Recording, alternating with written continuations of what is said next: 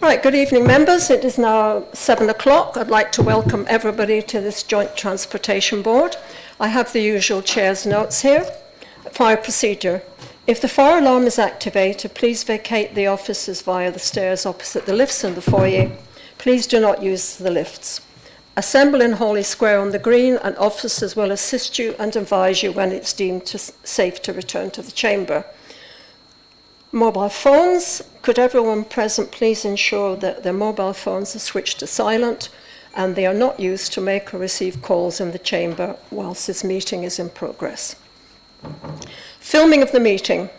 I would advise that if filming takes place, anyone in attendance in the public areas may have the image captured. I urge anyone filming proceedings to avoid filming members of the public, especially if there are children present. Does anyone intend to film the meeting this evening? No? Thank you. Speaking under Council Procedure Rule 20.1, does any member wish to speak under 20.1? Yeah, Chair. Councillor Fellas? I'd like to speak on item number 5, please. And item number 8 for me, please. Thank you. That's right. Thank you. Agenda item 1, apologies for absence. We've received apologies from Kent County Councillor Karen Constantine. Are there any other apologies for absence, please? No, thank you. Agenda item 2, declarations of interest. Are there any declarations of interest? No, thank you. Agenda item 3, minutes of previous meeting. Do members agree the minutes of the Joint Transportation Board meeting held on the 23rd of March 2023 be approved and signed as a correct record? And can I please have a proposer and a seconder, preferably somebody who was there? Councillor Scobie proposing, seconded by Mrs. Wright. Thank you very much. Chair, I have a couple of questions on it. Right. We have some points arising. Thank you, Chairman. First of all, there was supposed to be a meeting that was taking place in the minutes. It says about it, a meeting between the Thanet Cycling Forum and the councillors. It didn't specify which council, to further discuss the issues in the new financial year. Now, the new financial year has actually almost been and gone, but has that meeting taken place? As far as I'm aware, no. But As far as we're aware, it hasn't. no. Okay, thank you. There was one other thing, but I'll leave that one. Well, Yeah. it'll be recorded that you asked the question, and we'll try and find out if a meeting did take place. Thank you. Thank you.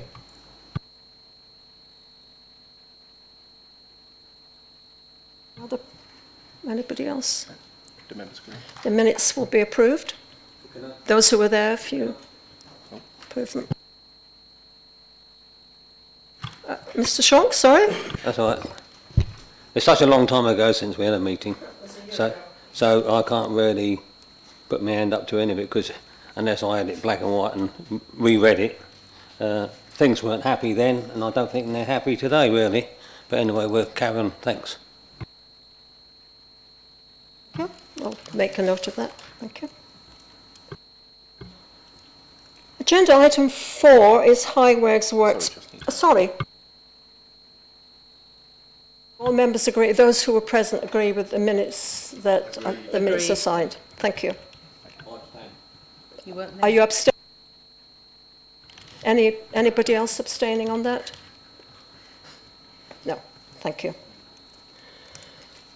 Agenda item 4, Highways Works Programme. This, as you realise, is a report for noting.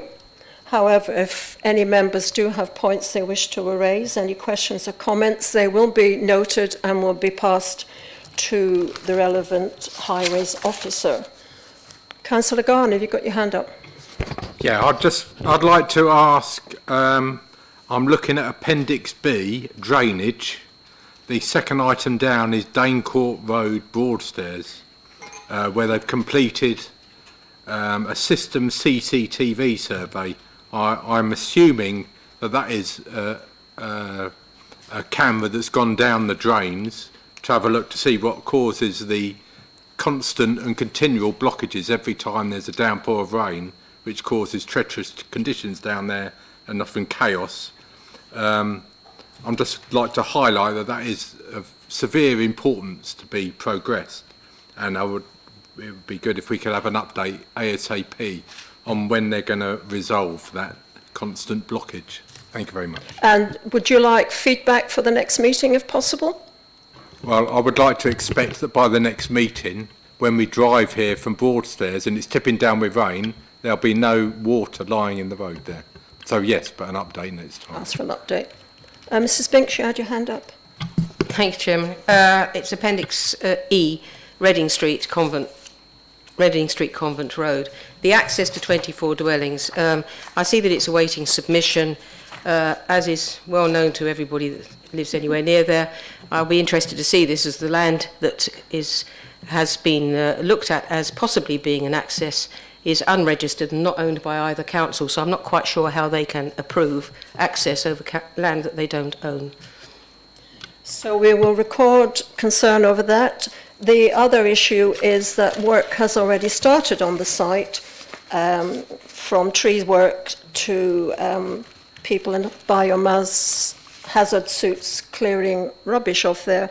And there is no evidence of any work happening on Reading Street at all, so we will ask for information about the Reading Street access to the Club Union Convalescent Home site. May I follow up with another, which is the update on bridges, Appendix F. I would very much like to have an update on the bridge in Ramsgate Road, if there is one. I appreciate it's a particularly difficult project, but an update would be useful, since it's been rather a long time out of action. Yes, that's, I think it's having a birthday party fairly soon for the length of time it's been out of action along there. So we need an update on the railway bridge at Ramsgate Road, Broadstairs, that was damaged by a vehicle 18 months ago, I believe. Okay, we'll ask for that. Councillor Davis, you had your... Yeah, thank you, Chair. I just wanted to note particularly the drain work on Hollycondane Road has had to be deferred 3 times due to lack of compliance with restricted parking.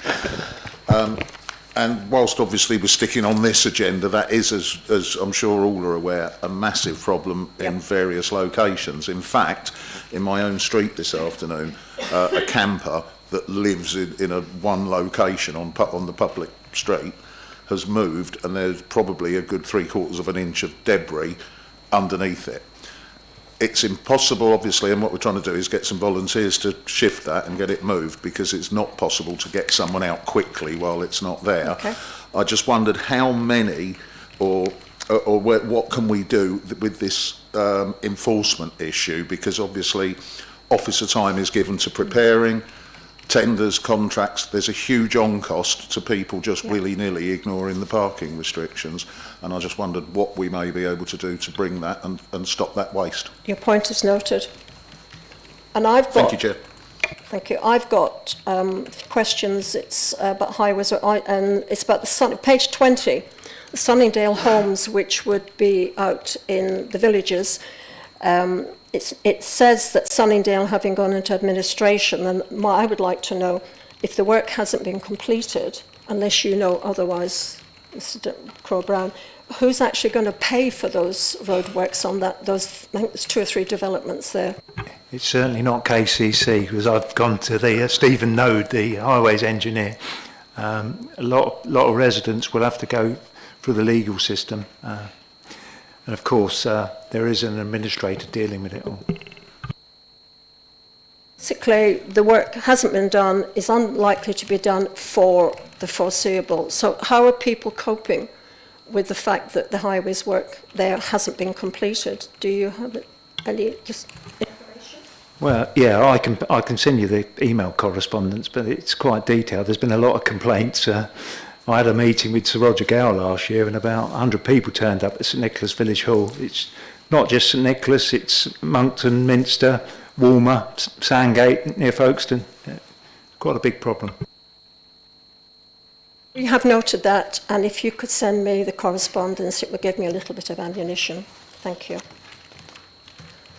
Does anybody else have any points they wish to raise on the highways works? I don't know Mr. whether Shock, and then Mr. I Crittenden. don't know whether I can raise it now or leave it till last, because it's things that been urgently hanging around for too long. Test the water then, and we'll see. Okay. Well, I do KCC site visits to Sandwich because I can't get nothing done in Thanet, Ramsgate, and these people, I'm not going to mention names, they're working hard. I don't know how it, and I want to get zebra crossings done in Ramsgate, most zebra crossings. They need white lining, some got some holes in the middle of the road, abandoned road signs all over Thanet and Ramsgate. I brought this up in August 21. It goes in one ear and out the other. The chaos at Hayne, Westwood Cross. Can you... Yeah. That's not really... No, so but anyway, I have to put this on because I can't always but hear. The trouble is, we've got people asking me, and nobody turns up from KCC, so it falls on us, your KCC councillors, and I'm getting kicked around. So we really need a complete survey in Thanet and Ramsgate. Potholes, we've got potholes on every road. Highways Officer gave me this card the other month, so I thought I'll phone them up like everybody else is supposed to phone them up, and you hit a brick wall. That's February. I'll phone them up about potholes in Ramsgate, awful bloody roads. Could you temper your language, please? It's not Okay. really appropriate for this meeting. I'm sure people haven't heard that word before in Ramsgate on Thanet. But anyway, apologies for that. High Street, Ramsgate tonight. Potholes all the way, drain covers, and I'd love the fact if we had one KCC officer, whether it's too cold or too wet, to turn up and meet the residents at Cliffs End Parish Council, because I'm getting in the net because nobody turns up. And I have to explain what's going on. And I'll tell you what's going on in KCC at the moment. Nothing. Nothing. I think we'll draw... Thank you very much. That's no, it. I'm sorry. You made your point. Everybody heard you. Don't think this is a venue. You're a county councillor. You can raise these points at County Hall. I do. Sorry, Councillor Quickenden. Thank you, Chair.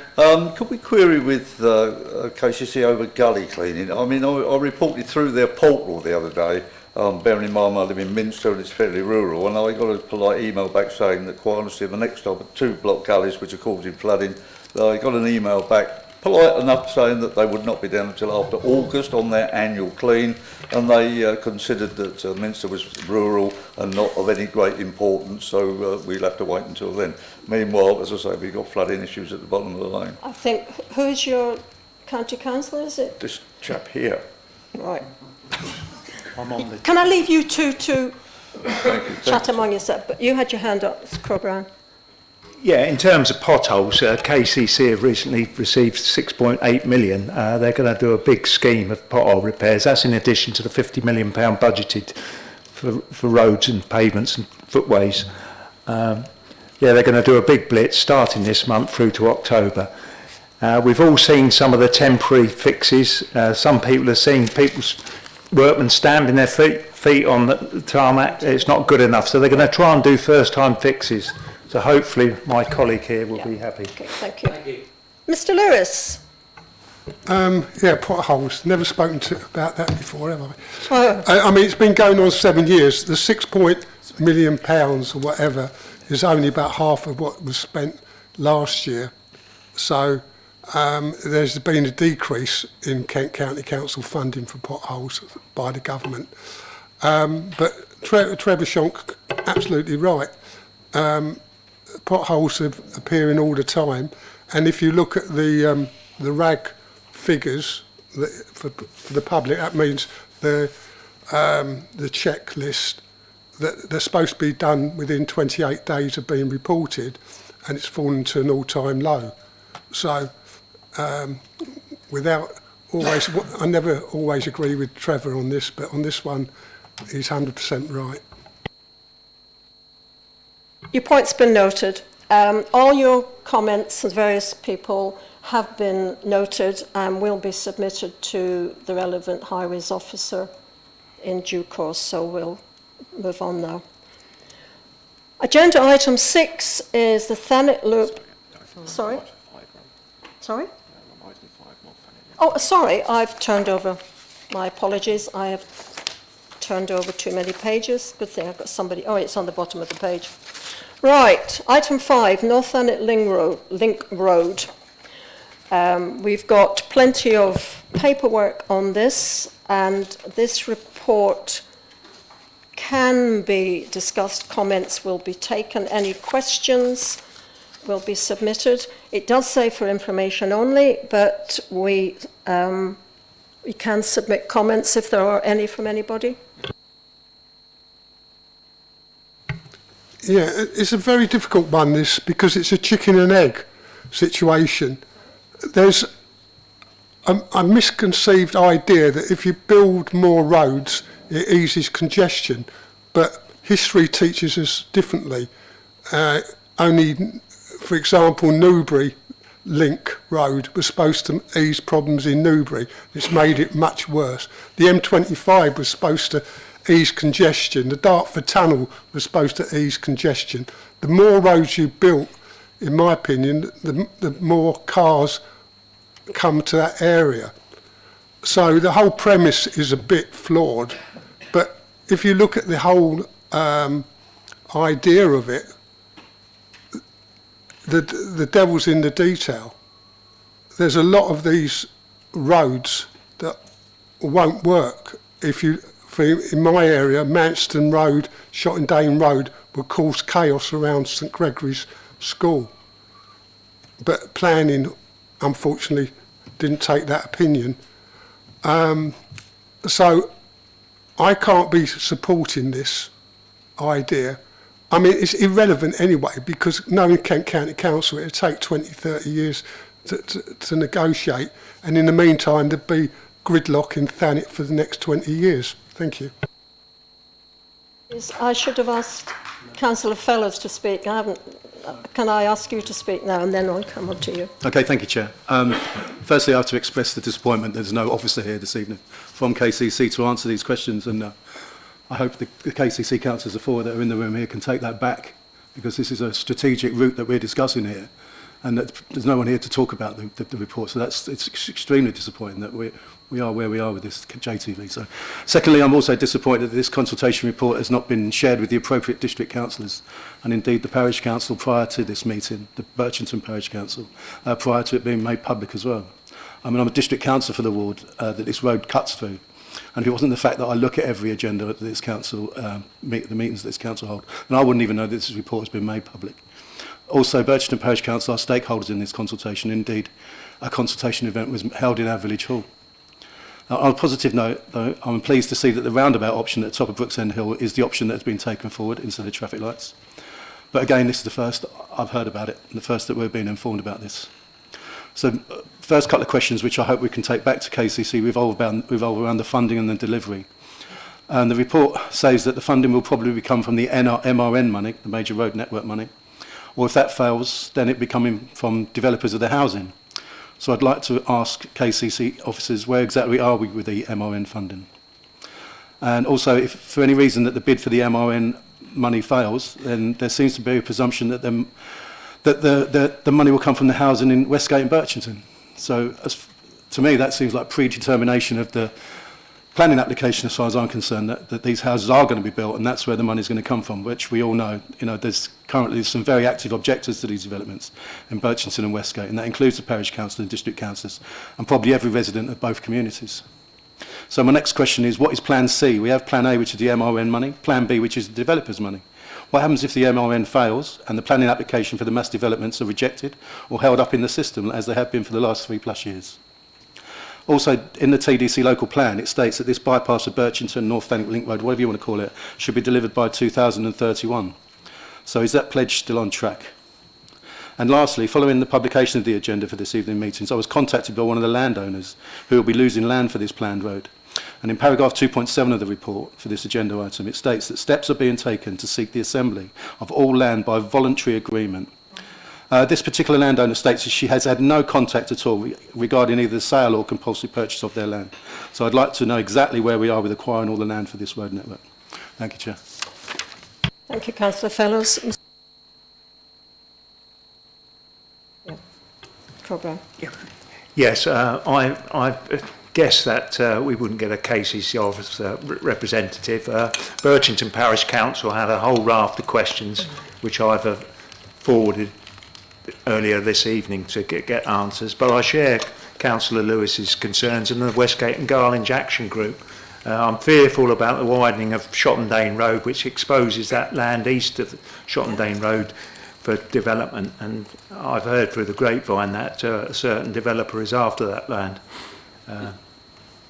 In terms of the top of Brooks End Hill, it is essential that we have a roundabout rather than traffic lights, because if we don't, people will go around the other route along the A299 from Minster, and that will cause further congestion for the villagers trying to get out. But thank you, I've forwarded that. Thank you. Thank you, Chairman. Mrs. Binks? Yep. I quite agree with what's been said. Funding.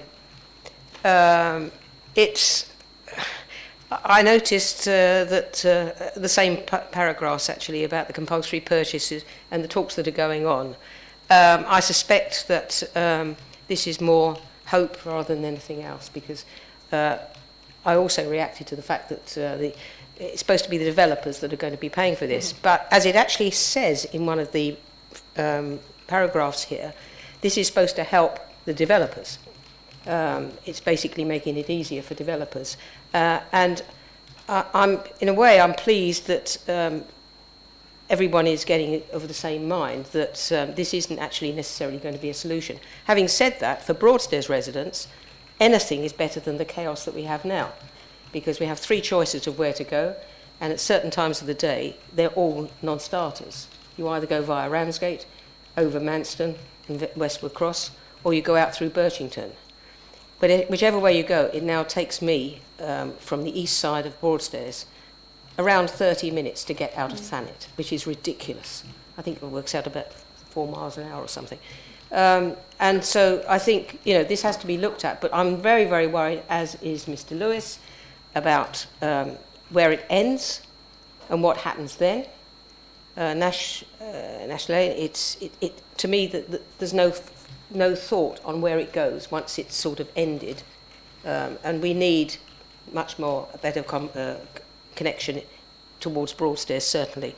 I personally have serious doubts that it'll go ahead. I will be asking about these compulsory purchase orders and talks about acquisitions, because I sincerely hope, with my other hat on, with my hat on as a KCC member, but with my hat on as Chair of Governance and Audit there, I sincerely hope that nobody's going into land acquisitions without telling the finance guys, because we want to know where every penny is spent, and we want to know it every week at the moment. So I suspect that this is not likely to come anytime soon, frankly. Bits of it might come.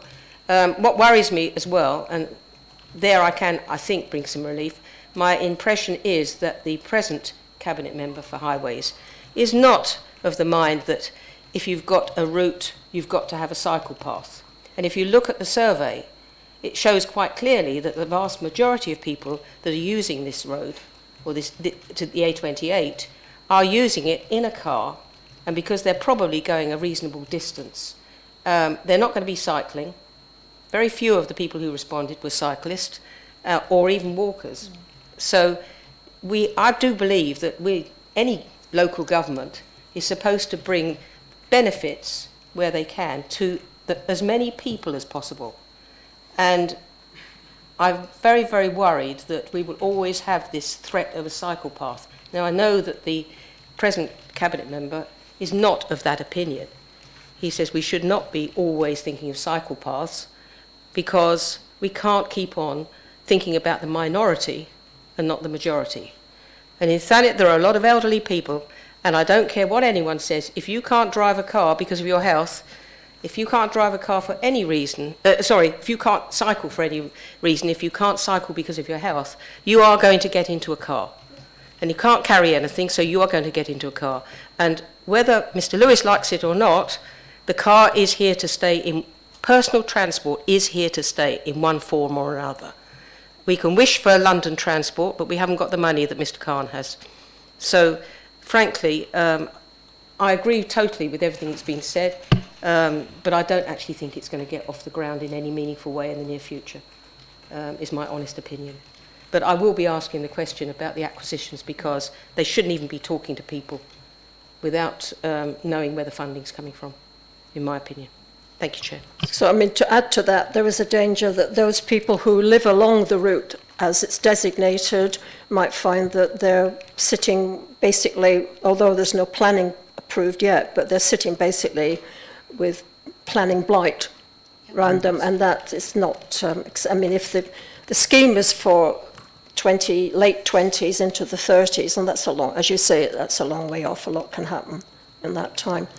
Does anybody else wish to make a comment? Sorry. Councillor Davis. Didn't see you tucked away back there, Councillor Davis. A good thing I've got a wingman here. I'm being quiet and good for once in my life, Chair. So. Sorry to disappoint. No, I think it's worth noting that it's easy to be conflicted on this project as well, because I speak as one elected on a very strong mandate to object to any development on farmland. However, we obviously have a congestion problem, and particularly in the Birchington area, and that's without the lunacy of thousands more houses being built for who knows, but that's another discussion for another committee. I think what we do have to recognise is this improves access to the new industrial estates at the back of Manston, which are extremely successful and continue to expand, thereby creating jobs, opportunity and everything that we want. So I'd like to think that as this progresses, and and I totally agree with colleagues from both sides, which is a bit of a weird situation to be in, but Councillor Lewis, Councillor Binks, Councillor Shonk and Councillor Crowram. We're obviously in a situation where this is, and if you look at it on the map, where it finishes, which has been mentioned, it does nothing for the communities. What it is an artery and an escape road for the estates that the developers want to build along the route. I'd just like to recommend that, but there are benefits, as I've said, in terms of access rather than forming a bottleneck into those industrial estates. It relieves the main Canterbury Road and obviously would help relieve the centre of Birchington. But having said that, there are alternatives that could do that. But if this is predicated on developer money, then I think we need to be very concerned about none of it happening, because at the moment TDC are patting ourselves on the back for having bought over 200 houses from developers under 106 conditions that they can't sell. Or they can't afford to build because they haven't got the end user. If that's the case for the developers, then we've got no chance of seeing the money for this road. So, thank you. It's interesting also looking at the map where it says access to Birchington development site. There's a little bit of the road heading in there, which is obviously on the assumption that that development goes ahead, and as we know, many a slip, etc. Thank you. Anybody else wish to? Mr. Lewis. Mr. Lewis again. If I can propose, and I hope I get a seconder, that this committee has grave reservations about the Thanet, the North Thanet link, and therefore wishes to invite James Raitt, Kent County Council officer, to the next meeting to give us further details so we can make an informed decision. Just to clarify, you'd like James Raitt, who is the highways officer who produced this document, to come on the North Thanet Link Road, to be invited to the meeting in July. I think, are you seconding that? Yeah, I was going to second it.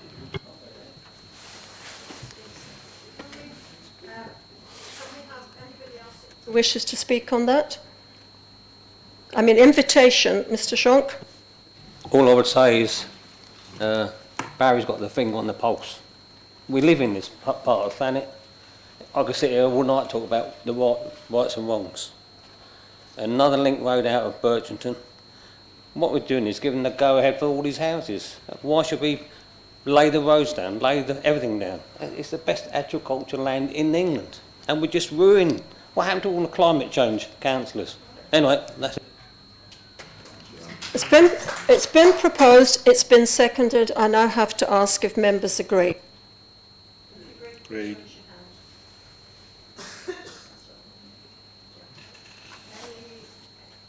Anybody objecting? Anybody abstaining? That is.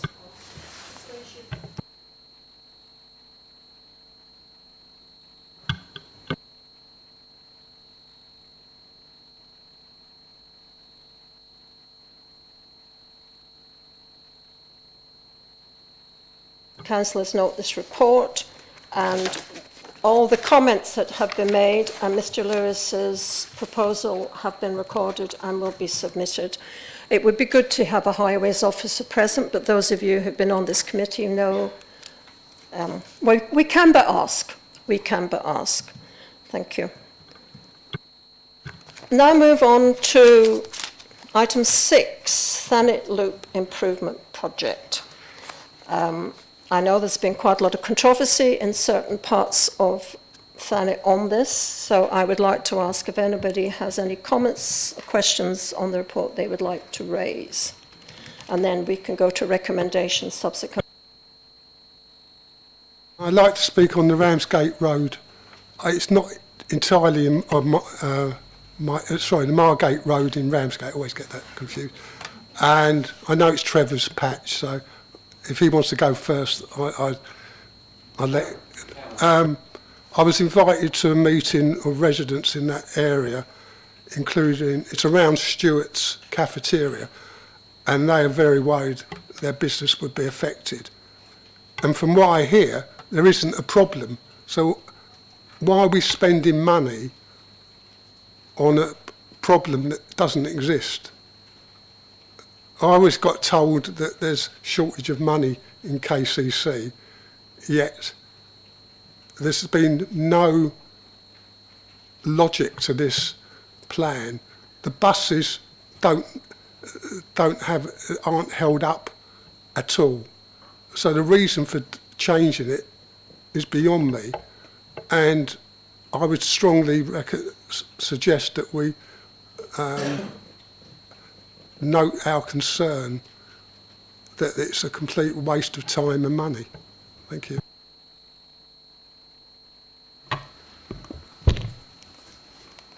Ramsgate Road, Margate.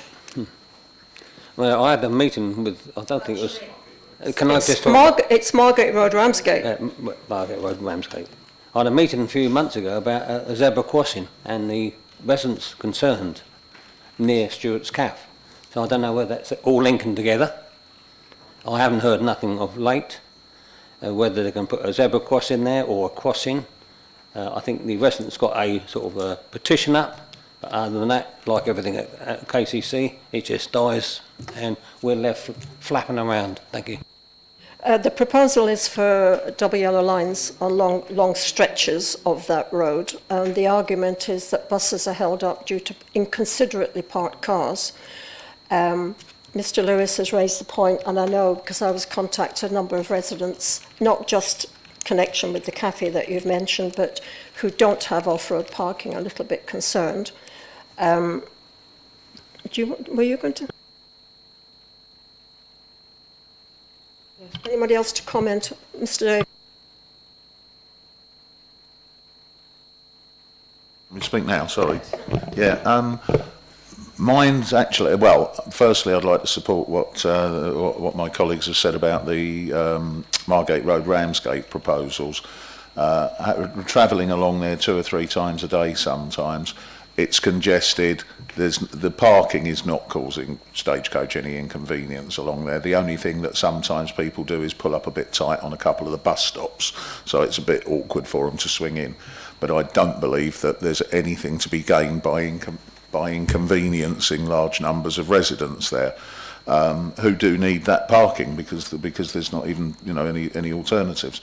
The one I wanted to comment on particularly was in Eastcliff, and it's the section at the top of Madeira Walk, whereby there's a raised curb, the road was widened there to allow for a swing for vehicles at the top of Madeira Walk.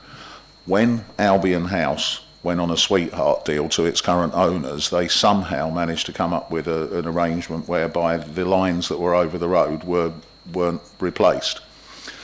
And it's been a nod to the benefit of the Albion. Now, there's no need for that parking because there's plenty of parking in Albion Square, which produces a yield as well. Where this proposes a short section of lines just at the end, I'd like to propose that that's revisited to extend it round. Maybe leave them a drop-off bay there for convenience or something, but there should not be vehicles because they park at 90 degrees to the curb and it's absolutely lethal there. And as a regular pedestrian there, and there's a lot of elderly pedestrians up there, I don't think there should really be any parking allowed on that junction. Thank you. So your proposal is for the Madeira Walk, it is revisited and for the lines to be consideration. extended and only a temporary bay allowed for drop-offs or whatever, so that if they want to stay long-term, then they go on to the bays provided. Mrs. Binks? I agree with Mr. Davis on this because that is dangerous there. Although I do worry that about the build-outs generally, because I can't really understand the difference to a passenger from getting onto a bus from pavement or from a build-out. It's the same step up, but the build-out along Margate Road, with the traffic that goes along Margate Road, to deliberately make it even more narrow, which will stop everything. At the moment, if a bus is there but it's pulled in, you can, on occasion, go past. With a build-out, you can't do that at all. And I think to do that on a main road such as Ramsgate Road, Margate, or Margate Road, Ramsgate, whichever end you are, I think that is pointless. Plus the fact that certainly around the Clements Road one, they need that parking. Again, I think that I've already made my complaints about this. It's government funded, and they've come up with this. Apparently, it's going to help Stagecoach to give a better service. But since an awful lot of people in Broadstairs don't take this service, it's not going to do much for my division because it doesn't really come through. I personally would like to see the numbers. It says that they will improve their service as a payback. Well, I'm not too certain how often they go at the moment. I know it says 6 minutes on some of them. No, it's 7 to 8. It's 7 to 8. I don't consider that a payback for a bus company, a private bus company. This money is supposed to help them to do more for the communities that they serve, to provide a better service. Now, a better service would mean, for me, more buses.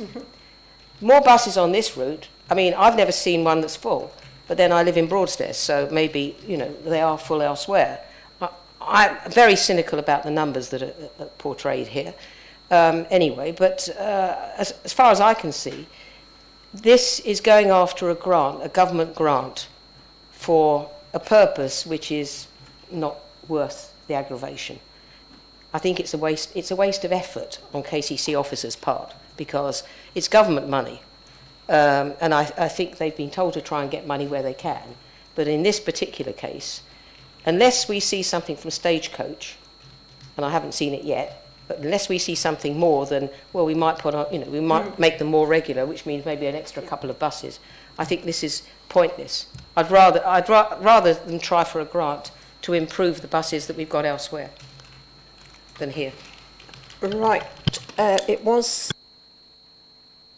Thank you. Yes, I share concerns with people that this is a scheme that's trying to solve problems that don't exist.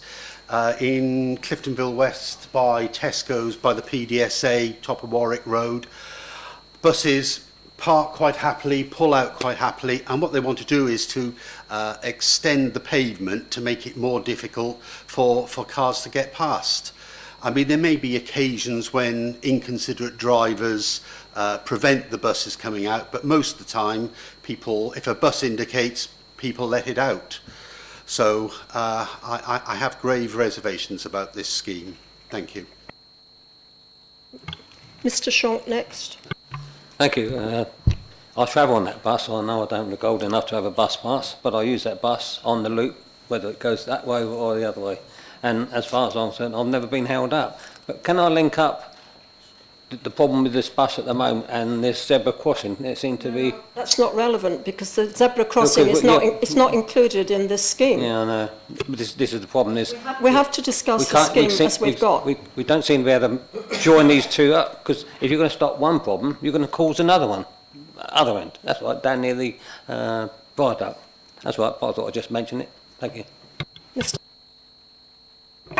Thank you, Chair. I just wanted to reiterate what Councillor Binks said about the reliability of the service.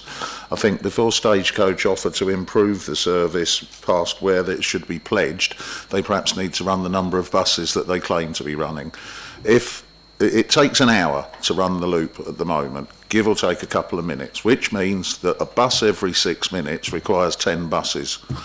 Simple maths. And obviously, when they claim faster turnaround or less, then it's more or less buses accordingly. I can assure you, having lived adjacent to one of the loop stops and audited this over a prolonged period of time, whilst physically incapable of going out, a lot of the time it was 3 and 4 buses, because each bus obviously has an indicator. And if you go around the stops, you will see how the queues build up and so on. So yes, the buses are actually very busy, and at times you can't get on them, but it's not because of the demand exceeding the capacity. It's because, and all you ever get when you complain about this is, well, we're short of drivers today.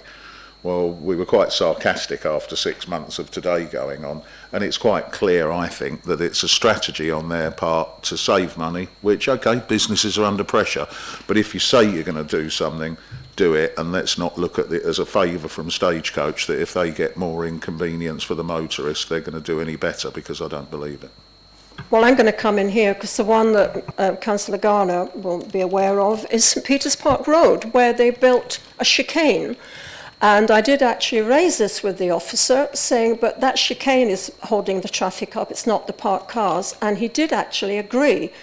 I can't understand why they want to put double yellow lines down there, except, I mean, morning and afternoon when the schools kick out. But the number of times I've been on a bus, because I am a bus user, we've been held up because the drivers are arguing about who has priority. It's quite clear who has priority, but some of the drivers seem to think the rules don't. Not the bus drivers, the ordinary car drivers think the rules don't apply to them.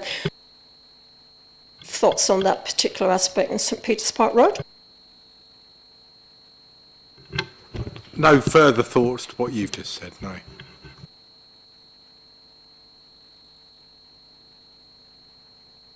So, yet again, there's a consensus of common sense here. I think what causes buses to be late or not run on time isn't the bus stops, it's the roadworks caused by house building. So, as I said before, it's a problem that doesn't exist as far as and I would like to move. I'm doing well moving things tonight, aren't I? I'd like to move that we have grave concerns about the proposals, and we need convincing that this is money well spent and officers' time well spent. Can I just ask you, are you talking about all of these proposals or just some of them? I leave that to the chair to decide if there's any good ones. I think an awful lot of us have reservations about this in general, and although we have had a meeting with officers, we have not had a meeting with the cabinet member. And I would, if I may, Chairman, I would suggest that the councillors, the KCC councillors, have a meeting with the cabinet member for highways and discuss this and explain exactly why this won't necessarily benefit anyone except the bus provider. If anyone's willing to agree to that as well. Well, we need to consider Mr. Lewis's proposal that we... Fine. Yeah. So if you, what you're proposing, and then we can...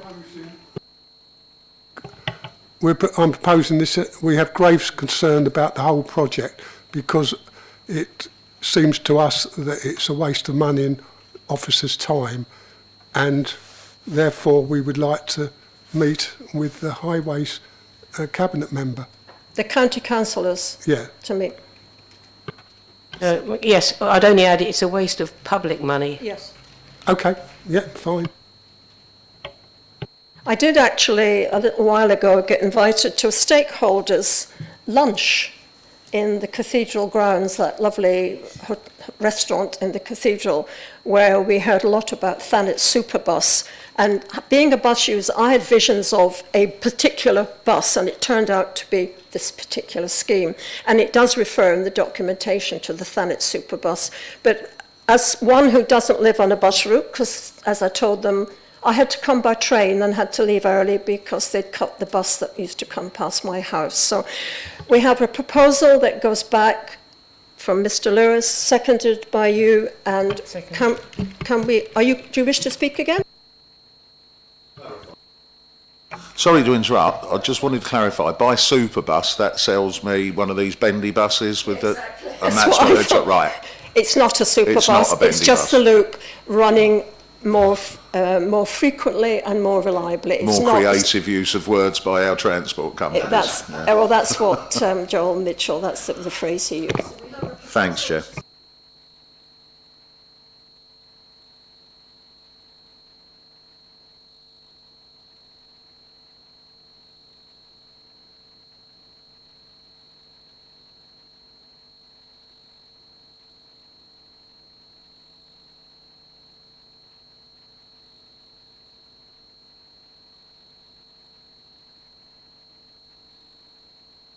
Waiting review for Thanet.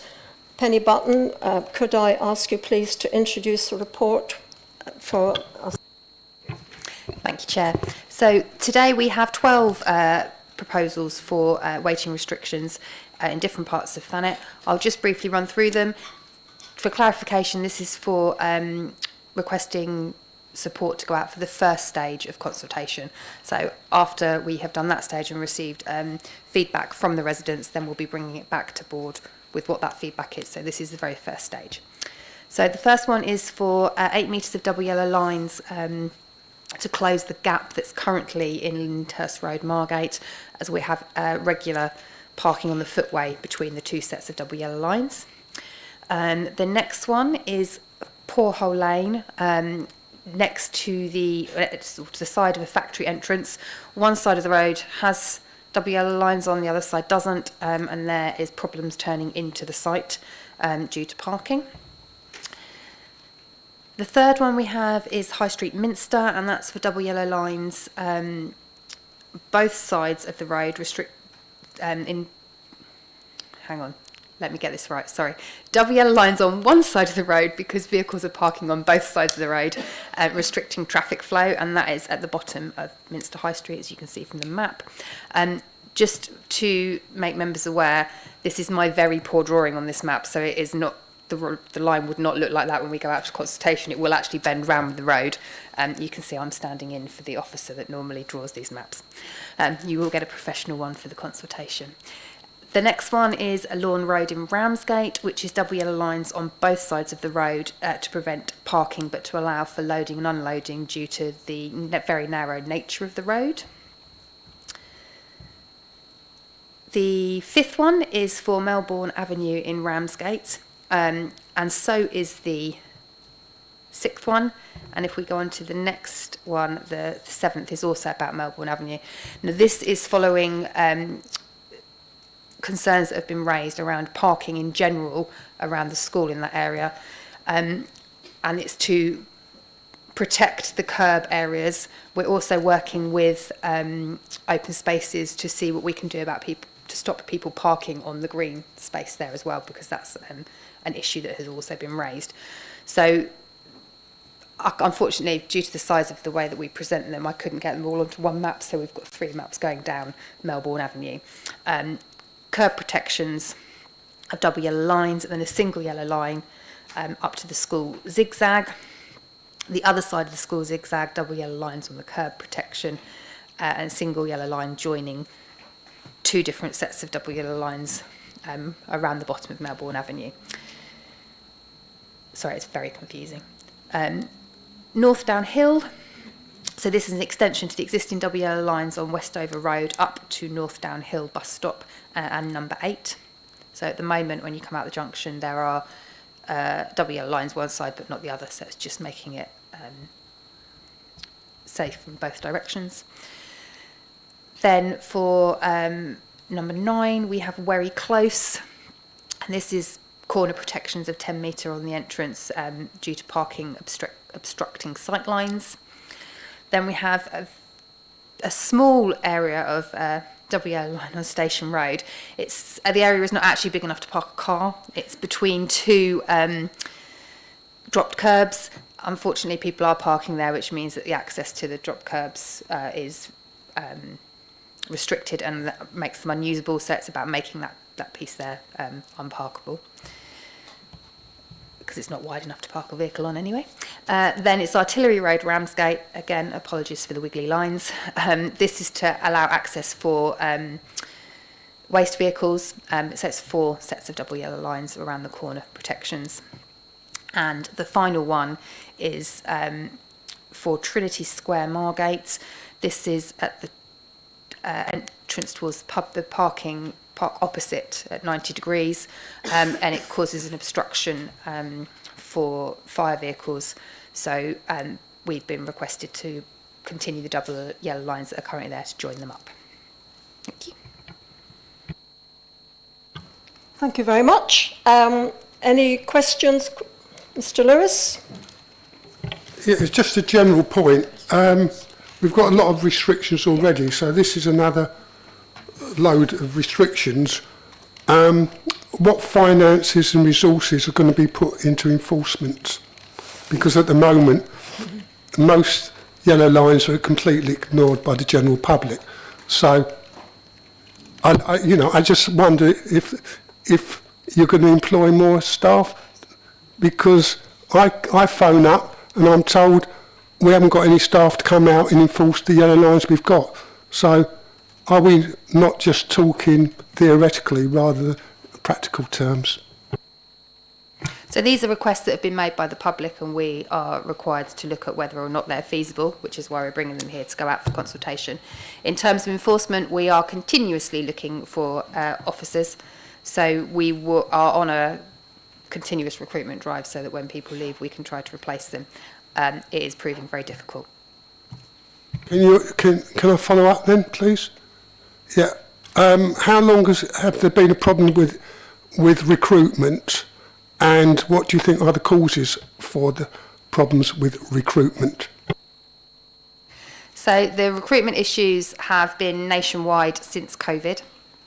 There has been problems, and I know that a neighbouring authority provides a significant, as we have done, market supplement, and they are also struggling to get officers to join.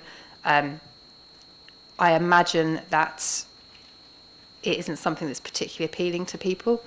However, we have some very good officers, and we will continue to try to recruit more really good officers. We've had a new one recently start. We also had somebody leave not long after starting because they got a job where they could earn more money elsewhere. Thank you for the reply. It's just incredible in an area which has got the highest unemployment in Kent. We struggle to find people to do a job that has uniform and some status.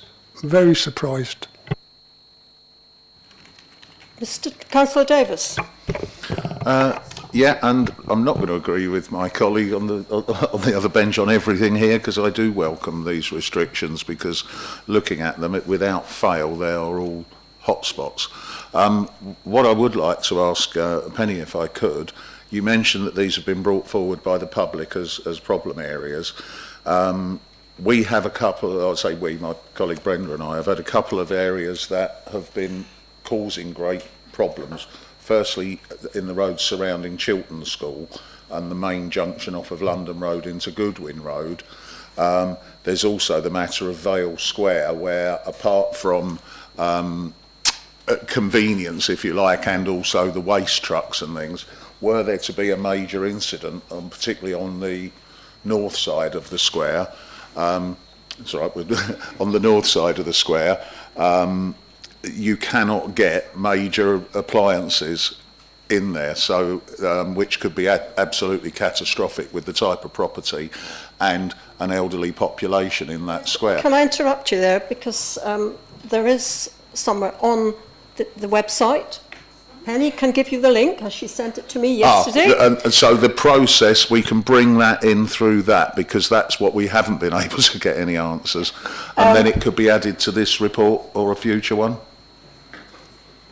Sorry, Chair. I didn't mean to shout at you. There we go. So yes, we have a link. I can't see both and talk to you. We have a link on the website where we can we ask members of the public and councillors and anyone that really wants to put concerns forward, including our own waste team, to complete it, where you want them, what the causes are, and then our officers will go out and assess them, look at what we can do, what we can't do if it is necessary. For example, I can't remember which road it is now, I've taken the glasses off, but the very narrow one, residents are parking there, and as soon as you stop, you block the entire road. There is literally no way round. So that's a very obvious. I've got some photographs that are absolutely horrendous, you know. And you can upload those to the website, and then we'll pull them through. The process has been very clunky and has not worked particularly well in the past. We've made some changes to that now, so that feedback is provided. So I know that we've had some criticism around how it feels a bit like a black hole. I'm not going to lie, it feels like a black hole to us sometimes as well, and some of these do go back to late 2022, so that's how long they have been in the system. So we now have a feedback process on there, so when something comes through to us, when we look at it, we come back to you to say that we have looked at it, so that hopefully will improve things.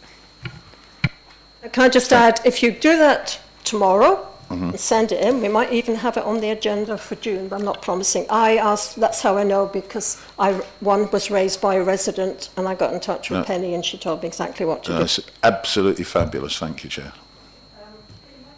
Sorry. And thank you, Penny. Thank you. Can I go back on to enforcement? Would it be... Not really, because we're actually discussing whether we want to agree with the proposals put forward. Enforcement has been raised. Yeah. But we are looking at, do we approve the proposals put forward by Penny Button? Okay, fine.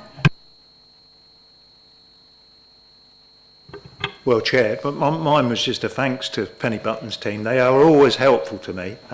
We've had a winter's break from enforcement in Minster, but it was enlightening yesterday to see tickets, because it's quite important. Stagecoach, I'm with the chair of Minster Parish Council, and Stagecoach have made no bones about it. They will withdraw the service if they keep getting blocked. And periodically we get major pile-ups between Minster and Moncton roundabout, where all traffic is circumvented through Minster and Moncton, so it's quite important. So what's proposed here you were going to support? Yeah, absolutely. Right. Mr. Shaw? Yes, it's just a question really about the yellow lines along Melbourne Road. Well, as KCC members, we take it quite seriously that children go to school safely and get home safely.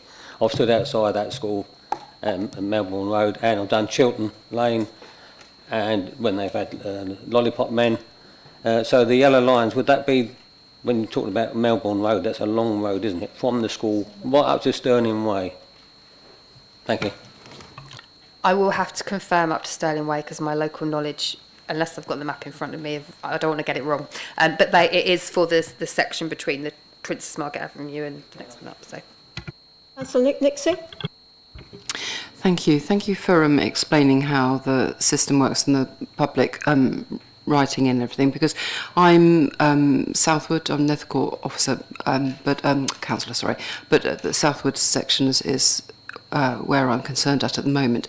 And I know that lots of residents actually have written in with regards to Herbert Road, Grosvenor Road, around there, around Southwood Road, especially where the football stadium is as well. So I'd really like to see something happening there. The problem we have, however, is there were some double yellow lines put around that area, and it's just pushed the problem further out, because it being such a concentrated area anyway, the minute you start doing a couple of roads, that just means it impacts on the rest. So we haven't solved a problem, we've actually caused a greater one, and that is my main concern with residents at the moment. Parking is an absolute issue.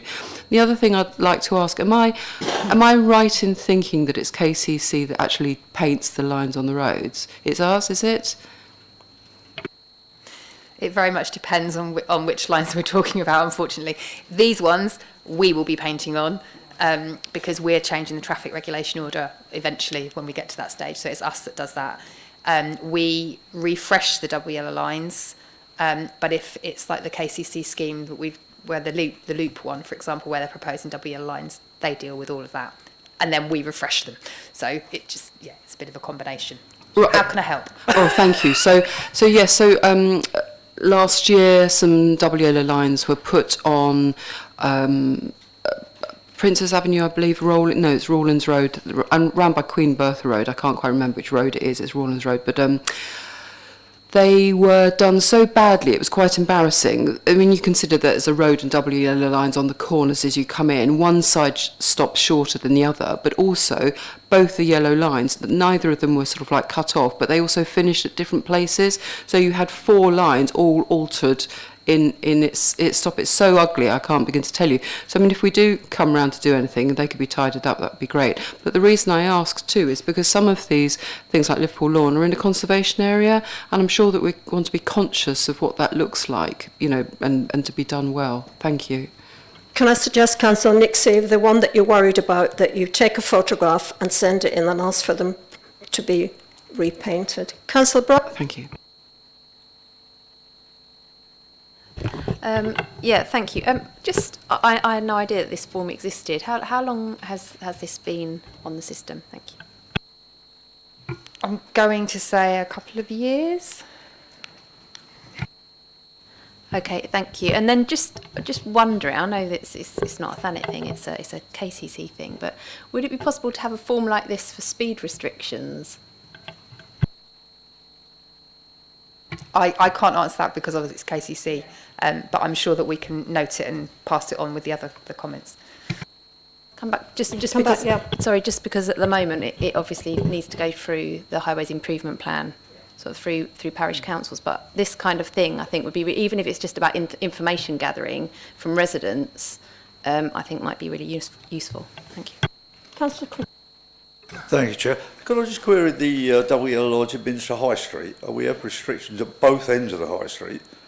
This is a stretch right in the middle of the High Street where all traders are. I mean, we have a newly instituted post office just been installed there, and I must admit, on occasions there are vehicles parked, but having lived there for a good number of years, I don't see as it's a major problem. I mean, has there been a problem reported about that particular area? Because as I say, both ends of the High Street are restricted by yellow lines. A lot of people are now using the post office, which again is a new store and a new business, and we've got a new business opposite the post office in the High Street. I think quite honestly, if you double yellow line that complete area, the fact that the car parks are a good way away, it's going to severely impact their businesses. Does this not fit in with what you were saying about Stagecoach? And at the bottom end of the High Street, where you're proposing the yellow lines right at the bottom, we've actually applied to get some lines refreshed there, because where KCC did some road repairs and reinstituted the white lines, they did never ever put back the double yellow lines around by the church, which causes much more congestion than the one in the High Street. Thanks. Mr. Lewis.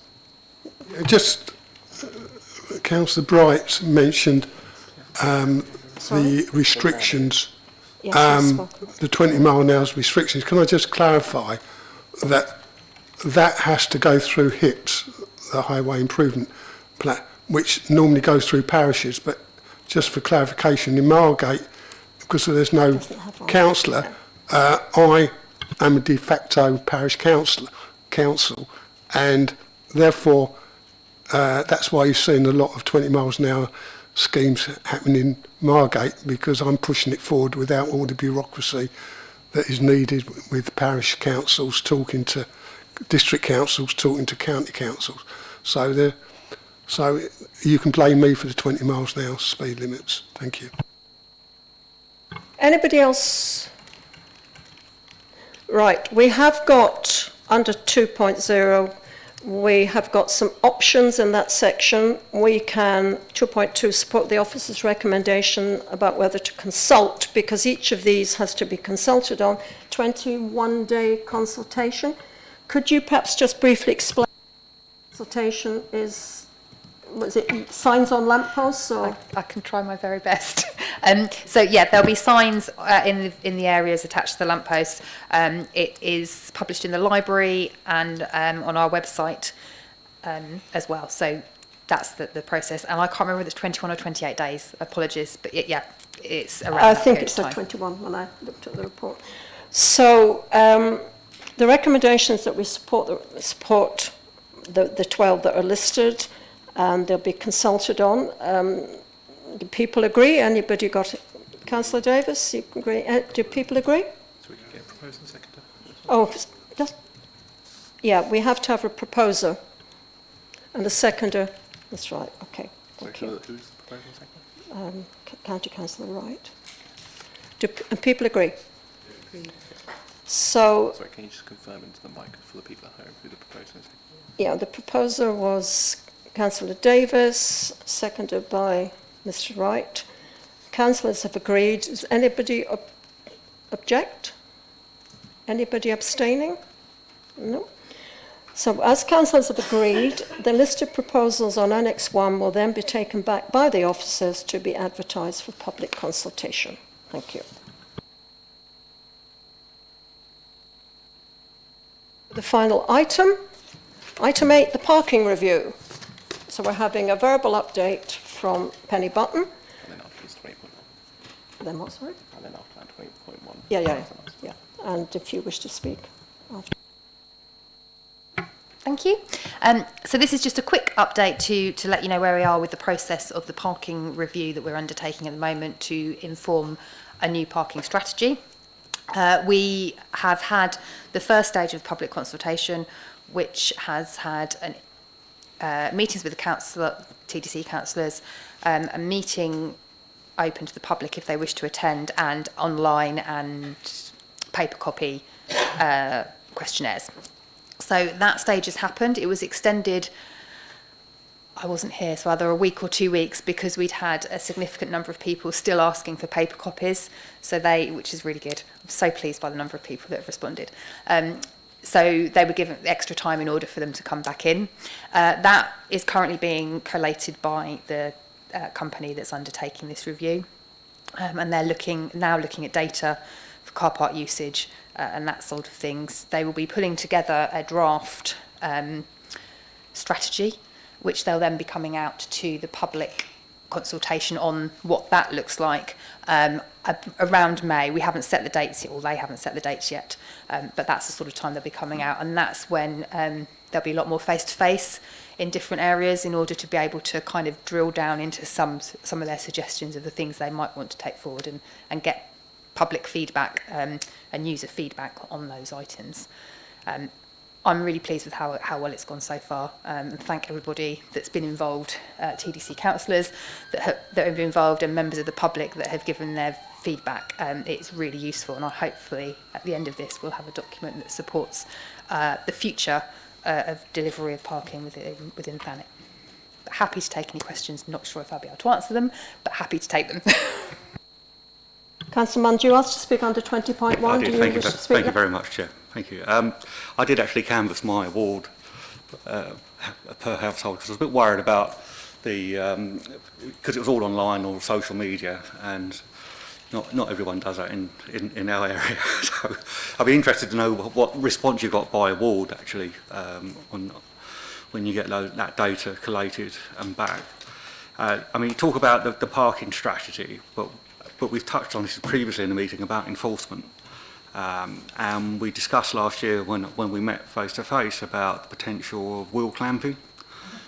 And will that be included as part of this review in terms of enforcement? Because especially in Botany Bay and other areas in Broadstairs, parking on a double yellow line only attracts a £36 fine, and our parking charges in Thanet pretty much are equilibrium to that amount of money. And you've highlighted the difficulty in getting enforcement officers, and the whole thing the enforcement is, I wouldn't say a waste of time, but it's pretty, it doesn't really do much to deter people parking illegally. So I'm quite keen to understand how that will fit into the parking strategy. To be perfectly honest, I can't answer that question because I'm not writing the strategy in terms of exactly how it's going to fit in. My understanding of the way that it will be developed is that there will be an overarching strategy, and underneath that will be the policies for each thing. And I would like to see underneath that an enforcement policy. In terms of the removal of vehicles from double yellow lines, I would love to be able to do that. And if that's something that we can pull in as part of that to take forward for KCC, because obviously it's not a power we have. We've discussed this. Has to be KCC. We have to put business case to KCC, and then they would devolve that power to us. If that is something that we can do going forward, then yeah, absolutely. So I envisage that underneath the strategy there will be an enforcement policy that sits underneath it, which would include things like that.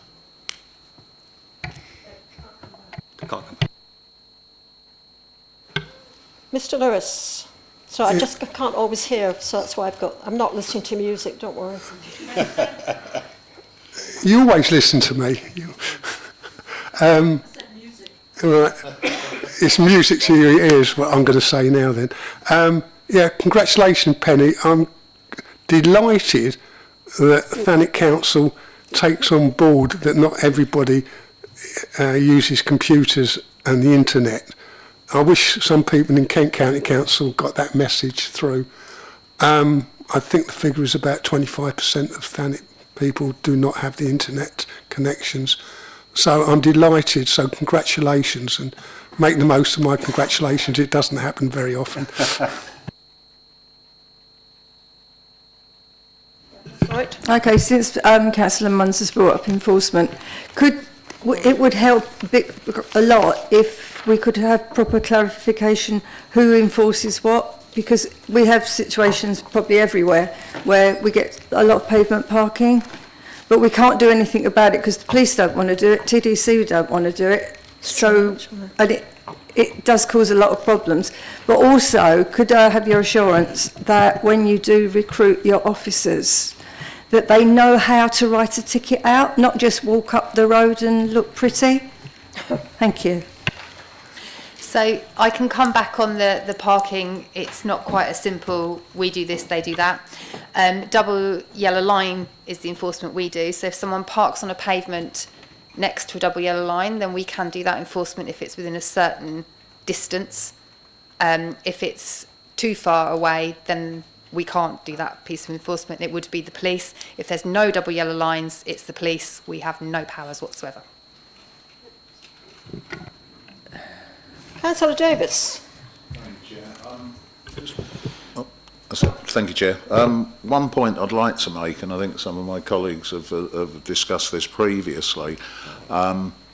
Recruitment is difficult. I've got a couple of thoughts on it, but firstly, I don't know how often we do a blind shop or anything, but I know that particularly HR Go, when they've been contacted, they're not the most encouraging. Now, obviously, the job has its potential confrontations and things, but they're actively selling people against doing it in some of the comments, which I think probably needs addressing. Also, it can be a bit of a sensitive job, obviously, and requires certain skills, not just, brute force and ignorance.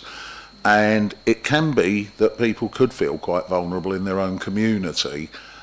How far afield do we actually actively advertise and recruit? And all I'd like to suggest is that maybe, and you talked about collaborative working with the neighbouring authorities, perhaps we'd be better recruiting in an area like Canterbury and the environs to bring people here and vice versa, because otherwise people are going to be more vulnerable. Just a thought.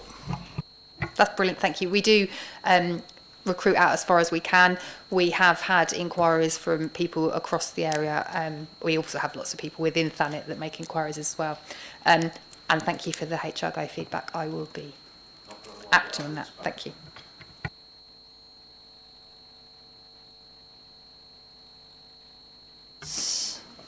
Anybody wish to raise anything? Mr. Crowe-Brown, go ahead. Mine was a separate subject. I just wanted to thank you, both chairs, for your support regarding the Minster to Sandwich secondary school train.